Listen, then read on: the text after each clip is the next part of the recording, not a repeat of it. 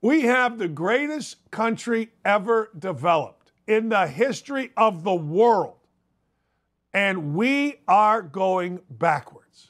This is why I left ESPN and came here, so at least I could talk about this stuff.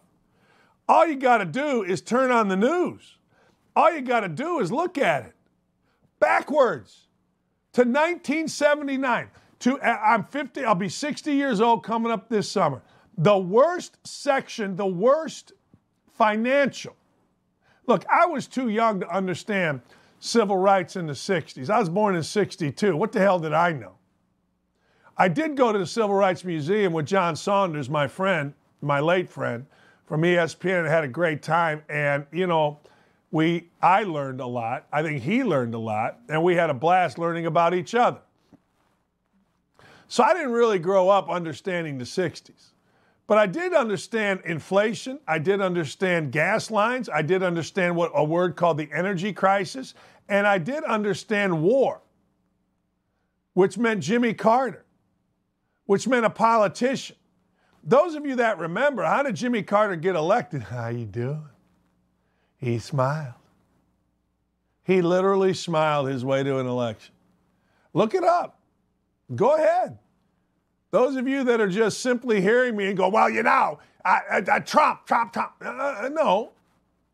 I didn't vote for Trump. I didn't vote for Biden. No chance I was voting for either. I didn't vote for Hillary. I voted for me, 2 elections. Got 52 votes in Indiana a few years ago. Anyway, here's the deal. So we decide it's time to go backwards in this country.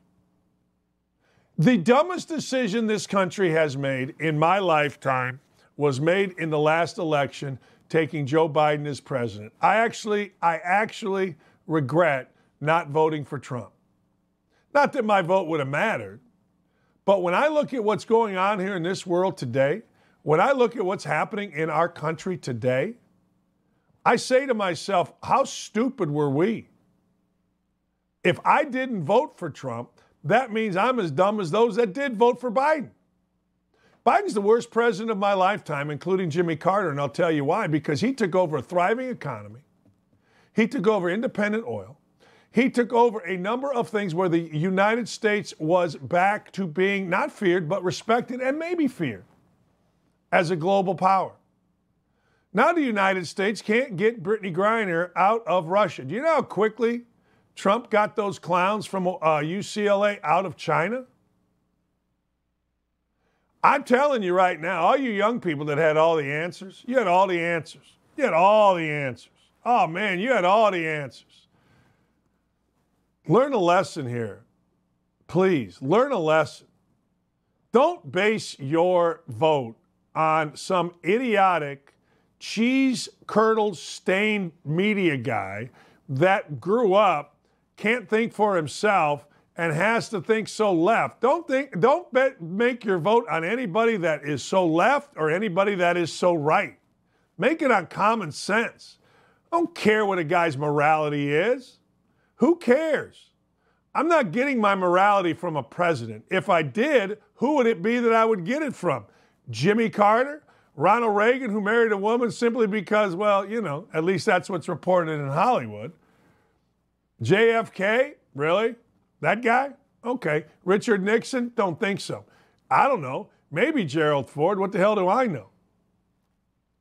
But the fact of the matter is, look at where we are at.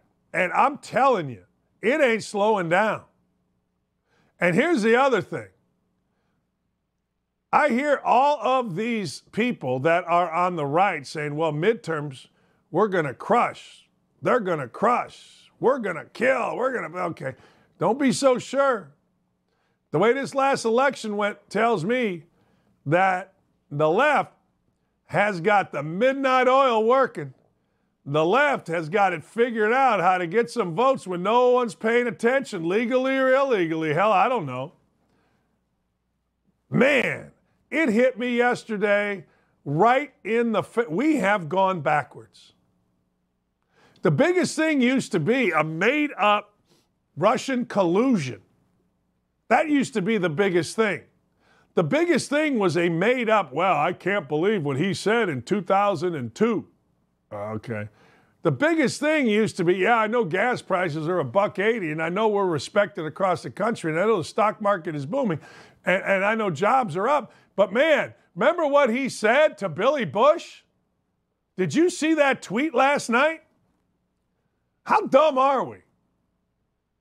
We are incredibly stupid as we sit here right now for electing this regime. We could not be dumber. And it needs to get corrected. Hey, I don't care if you correct it with a smart Democrat, a smart Republican. I don't care. But at the midterms, you got to get something corrected because this is a mess. When's the last time? Last time you heard good news? Last time, other than in church. I'll give you something that was interesting. A great follow on Twitter is Indy Spanglish. And Indy Spanglish reposted something. Close your business, lay off your employees, falsely promise to end COVID, which, oh, by the way, a lot of sports teams have had their things canceled, games canceled because of COVID. That was one of Joe's campaign promises. Win the election, reopen business and rehire employees, and call it record job growth. That's the world we live in. That's one of the funniest things that I've ever seen in my life. That because Indy Spanglish is right. He's absolutely right. That's the best news you have had out of this guy. I'm telling you, when I was 16 years old, I watched the news. You guys that follow me know this. I watched it and I read it every day. Only because I was a scared kid. I wanted to see where the closest murder was to my house. That's why I read the news every day, scared to death. That man, oh man, we lived on 54th. There was a murder on 45th. It wasn't like somebody tweeted out 3 murders today.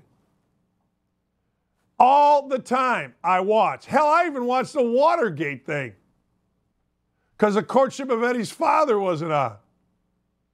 The dumbest thing this country has done is revert back to 1979 by hiring or by electing, I guess, an incompetent boob that has, as Hope and Change said, Barack Obama, never underestimate the ability of Joe Biden to F something up.